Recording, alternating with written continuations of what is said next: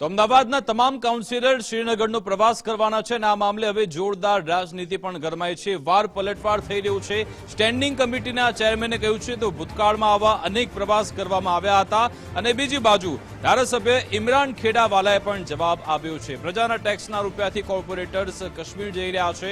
કલમ 370 પછીની સ્થિતિના અભ્યાસનો મહાનગરપાલિકાનો દાવો છે, તેની સામે હવે વાર પલટવાર થઈ રહ્યા છે, તે પણ સાંભળ્યું।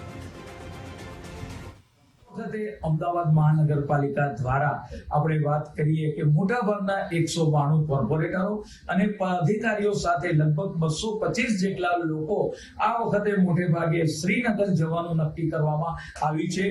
5 દિવસ અને 6 નાઇટનો આ પ્રવાસ રહેશે। જે રીતે આપણે વાત કરીએ કે અખંડ ભારતનું નિર્માણ થયું, 370 ની કલમ હટી, ત્યાર પછી અમદાવાદ મહાનગરપાલિકાના કાઉન્સિલરો પણ આપણે વાત કરીએ કે આ શ્રીનગરના પ્રવાસે જશે। અમદાવાદ નગરપાલિકાના એક કોર્પોરેટરની ઈચ્છા હતી કે ભાઈ આપણે પણ 370 હટ્યા પછી શ્રીનગરની મુલાકાત લેવી જોઈએ। ત્યાંના આજુબાજુના જિલ્લા છે, ત્યાંના પ્રખ્યાત સ્થળો છે, એ તમામ સ્થળોની મુલાકાતે આ કોર્પોરેટરો મુલાકાત લેશે। લગભગ 2 કરોડની આસપાસ અંદાજિત ખર્ચ થવા જશે અને અક્ષર ટૂર્સ એન્ડ ટ્રાવેલ્સ રાજ્ય સરકારમાં આ કંપનીને આ કામ આપવામાં આવશે। ડેવલપમેન્ટ માટે પ્રવાસ થાય, વિકાસ માટે પ્રવાસ થાય, આપણે માનીએ છીએ કે વિકાસ થવું જ જોઈએ અને વિકાસના સાથે જ છીએ અમે।